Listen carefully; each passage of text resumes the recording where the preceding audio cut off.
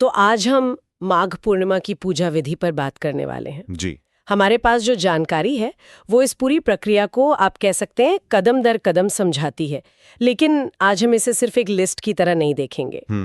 हम इसे एक यात्रा की तरह समझने की कोशिश करेंगे। हाँ। एक तरह से चेतना की यात्रा जो सुबह की आत्मशुद्धि से शुरू होती है और फिर समाज में उस शुद्धि को बांटने पर खत्म होती है। तो चलिए इस पूरी यात्रा को समझते हैं। बिल्कुल सही कहा आपने। ये सिर्फ कुछ रस्मों का जोड़ नहीं है। जब हम इन स्रोतों को देखते हैं ना, तो पता चलता है कि एक बहुत ही सोच समझकर तैयार किया गया प्रोसेस है। अच्छा। इसमें एक मनोवैज्ञानिक और आध्यात्मिक भाव है। ये व्यक्ति के अंदर से शुरू होकर बाहर की दुनिया तक, मतलब समाज तक फैलता है। तो आज की चर्चा में हम इसी बहाव की हर लहर को, हर एक कदम को समझने की कोशिश करेंगे जी। कि आखिर उसका गहरा मतलब क्या है। तो चलिए इस यात्रा के पहले पड़ाव से ही शुरू करते हैं, प्रातः स्नान। जी। कहा गया है कि ये ब्रह्म मुहूर्त में होना चाहिए और हो सके तो किसी पवित्र नदी में, और अगर वो मुमकिन ना हो तो घर के पानी में गंगा जल मिला सकते हैं। मुझे हमेशा लगता है कि ये सिर्फ सुबह जल्दी उठकर नहाने से कहीं ज्यादा है। बहुत ज्यादा है। तो इस ब्रह्म मुहूर्त में ऐसा क्या खास है, और पानी का मकसद क्या सिर्फ शरीर साफ करना है? देखिए, ये सवाल ही इस पूरी प्रक्रिया की नींव है। ब्रह्म मुहूर्त यानी सूरज उगने से लगभग 1.5 घंटा पहले का समय। वो वक्त होता है जब दुनिया की भागदौड़ शुरू नहीं हुई होती। माहौल में एक शांति होती है, कोई कोलाहल नहीं होता। सही है। अगर वैज्ञानिक रूप से भी देखें तो हमारा दिमाग इस वक्त सबसे ज्यादा शांत और ग्रहणशील अवस्था में होता है। अच्छा। तो ये समय बाहरी दुनिया से कटकर अपने अंदर झांकने के लिए सबसे बेहतरीन है। और रही बात स्नान की, तो ये सिर्फ शारीरिक सफाई नहीं है। नहीं है, बिल्कुल। इसे एक रीसेट बटन की तरह समझिए। आप दिन भर की थकान, तनाव और सारी नकारात्मकता को धोकर एक कोरी स्लेट की तरह इस आध्यात्मिक काम के लिए खुद को तैयार कर रहे हैं। और पवित्र नदी या गंगा जल का इस्तेमाल वो उस शुद्धि को एक गहरा प्रतीकात्मक अर्थ दे देता है। अच्छा, तो ये एक तरह से उस कैनवस को तैयार करने जैसा है जिस पर दिन भर की साधना की तस्वीर बननी है। बिल्कुल। पहले कैनवस को पूरी तरह साफ करना जरूरी है, ये समझ में आता है। तो एक बार जब तन और मन का कैनवस साफ हो गया तो अगला कदम आता है व्रत संकल्प। जी, संकल्प। इसमें साफ कपड़े पहनकर, पूजा की जगह साफ करके, हाथ में जल, अक्षत और फूल लेकर व्रत का संकल्प लेने को कहा गया है।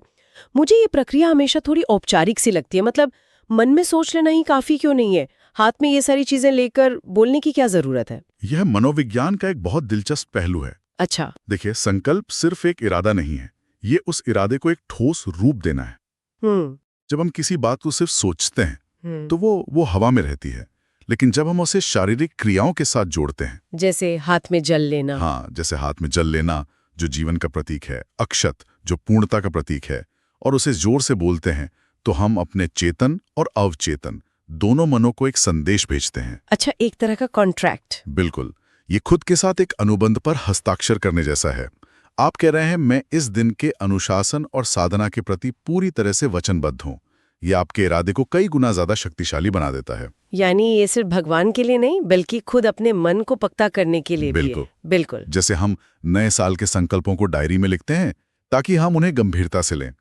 चलिए, अब व्यक्ति खुद तैयार हो चुका है। अब बारी आती है पूजा के स्थान को तैयार करने की, और यहाँ कलश स्थापना का जिक्र है। एक कलश में जल, सुपारी, सिक्का, आम के पत्ते और ऊपर एक नारियल। ये तो अपने आप में एक छोटा सा ब्रह्मांड बनाने जैसा लगता है। क्या इसका यही मतलब है? आपने बिल्कुल सही शब्द इस्तेमाल किया, लघु ब्रह्मांड। अच्छा। कलश स्थापना असल में ब्रह्मांड की सारी सकारात्मक शक्तियों को एक छोटे से पात्र में, आप कह सकते हैं, आमंत्रित करने और स्थापित करने की प्रक्रिया है। कलश को ब्रह्मांड का शरीर माना जाता है। उसमें भरा जल जीवन का मूल तत्व है, ऊर्जा का स्रोत है। और सुपारी, सिक्का? सुपारी और सिक्का सिर्फ भौतिक नहीं, बल्कि आध्यात्मिक संपन्नता का प्रतीक हैं। आम के पत्ते हरियाली, जीवन और शुभता का संकेत देते हैं। और नारियल, जिसे श्रीफल भी कहते हैं जी, वो मानव के अहंकार का प्रतीक है। बाहर से कठोर और अंदर से नर्म और पवित्र। जब हम उसे कलश पर रखते हैं तो हम एक तरह से अपना अहंकार ईश्वर को समर्पित कर रहे होते हैं। वाह! तो मतलब आप अपने पूजा घर में एक तरह का स्पिरिचुअल वाईफाई हॉटस्पॉट बना रहे हैं। कह सकते हैं। जो सारी दिव्य ऊर्जा को एक जगह केंद्रित कर रहा है। मैंने इसे इस नजरिए से कभी नहीं देखा था। जी। तो जब ये ऊर्जा केंद्र स्थापित हो गया तब मुख्य पूजा शुरू होती है, भगवान विष्णु की पूजा। बिल्कुल। कहा गया है कि विष्णु जी और लक्ष्मी जी की मूर्ति या तस्वीर रखकर दीपक, धूप, चंदन, फूल और तुलसी दल चढ़ाएं। इसमें खास बात पीले रंग का जिक्र है। पीले कपड़े, पीले फल या मिठाई, ये पीला रंग इतना जरूरी क्यों है? अगर हम इन प्रतीकों को जोड़कर देखें तो माघ पूर्णिमा का गहरा संबंध भगवान विष्णु से है, जो इस ब्रह्मांड के पालक हैं। ज्योतिष और पौराणिक मान्यताओं में पीला रंग बृहस्पति ग्रह से जुड़ा है, जो ज्ञान, विवेक, धर्म और समृद्धि का ग्रह है। अच्छा। भगवान विष्णु को भी पीतांबरधारी कहते हैं, यानी वो पीले वस्त्र पहनते हैं। तो जब कोई भक्त पीले रंग की चीजें अर्पित करता है तो वो एक तरह से उस दिव्य ऊर्जा के साथ अपनी ऊर्जा का तालमेल बिठाने की कोशिश कर रहा है, एक तरह की फ्रीक्वेंसी मैचिंग। बिल्कुल बिल्कुल, एक तरह की फ्रीक्वेंसी मैचिंग है ये। और तुलसी दल, उसके बिना तो विष्णु जी की पूजा अधूरी ही मानी जाती है। सही बात है। ये प्रकृति के प्रति सम्मान और वनस्पति में भी ईश्वर के वास की भावना को दिखाता है। तो ये सिर्फ एक रंग या एक पत्ता नहीं है, बल्कि उस दिव्य नेटवर्क से जुड़ने के लिए सही पासवर्ड सेट करने जैसा है। बहुत सुंदर कहा आपने। हर चीज का अपना एक मतलब है, कुछ भी यूं ही नहीं है। ठीक है, तो हमने पूजा की सारी क्रियाएं कर ली, लेकिन यहाँ बात खत्म नहीं होती। नहीं। इसके बाद सत्यनारायण कथा या माघ पूर्णिमा कथा सुनने या पढ़ने का विधान है। ये मुझे हमेशा दिलचस्प लगता है कि सिर्फ कर्मकांड काफी नहीं है, उसके साथ ज्ञान और श्रवण को भी जोड़ा गया है। बिल्कुल। कथा या कहानी भारतीय परंपरा की आत्मा है। ये अनुष्ठान को क्यों का जवाब देती है। क्यों? आप जो कुछ भी कर रहे हैं उसके पीछे की भावना क्या है, उसका उद्देश्य क्या है, ये कथा के माध्यम से ही समझ आता है। अच्छा। जब हम कोई कहानी सुनते हैं ना, तो हमारा तार्किक दिमाग थोड़ी देर के लिए शांत हो जाता है और हम भावनात्मक स्तर पर उस विषय से जुड़ते हैं। सही है। कथा के पात्रों के जरिए हम धर्म, कर्तव्य, त्याग और विश्वास जैसे अमूर्त मूल्यों को ठोस रूप में समझते हैं।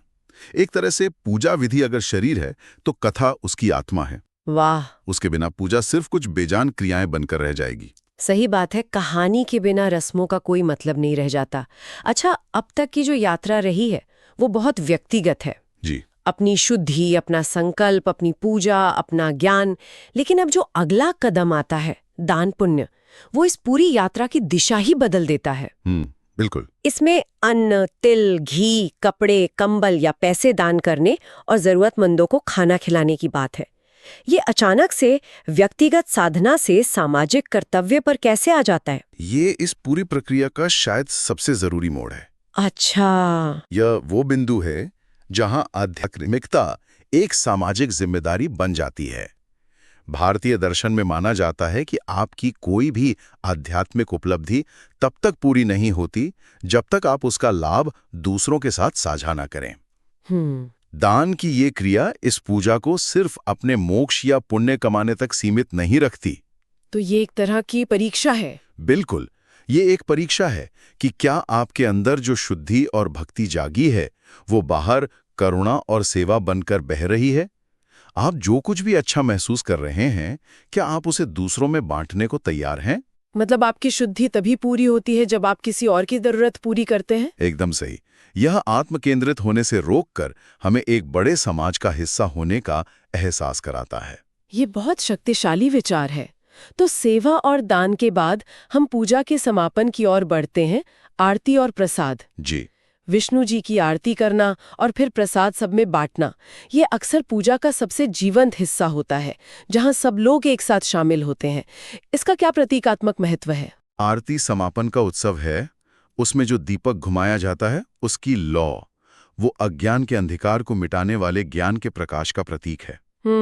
और प्रसाद, वो ईश्वर को चढ़ाया गया भोग है जो अब उनका आशीर्वाद बन चुका है। जी। जब उसे सब में बांटा जाता है तो ये ईश्वर की कृपा को साझा करने का माध्यम बन जाता है। प्रसाद लेते समय कोई अमीर गरीब, ऊंच नीच नहीं होता, सब एक समान होकर उस कृपा को ग्रहण करते हैं। ये समानता का एक बहुत सुंदर संदेश है। बिल्कुल, और सामूहिकता का भी। और अंत में इस पूरी प्रक्रिया का औपचारिक समापन होता है व्रत पारण से, जो अगले दिन स्नान के बाद किया जाता है।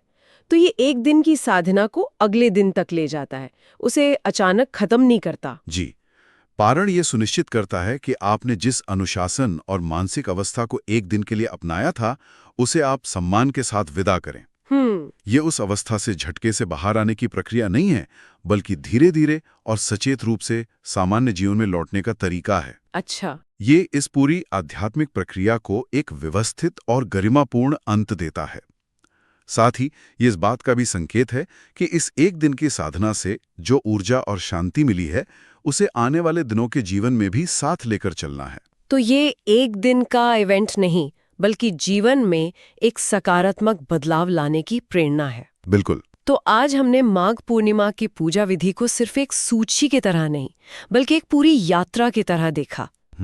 ये एक अद्भुत बहाव है जो व्यक्ति की सुबह की आंतरिक शुद्धि से शुरू होता है, फिर ब्रह्मांड की ऊर्जा को अपने पास स्थापित करने, ईश्वर से जुड़ने, उस जुड़ाव के पीछे का ज्ञान समझने और अंत में उस अनुभव से मिली खुशी और संसाधनों को पूरे समुदाय के साथ बांटने तक जाता है। हाँ बिल्कुल, हर कदम का अपना गहरा मतलब है और वो अगले कदम के लिए एक मजबूत नींव तैयार करता है। बिल्कुल।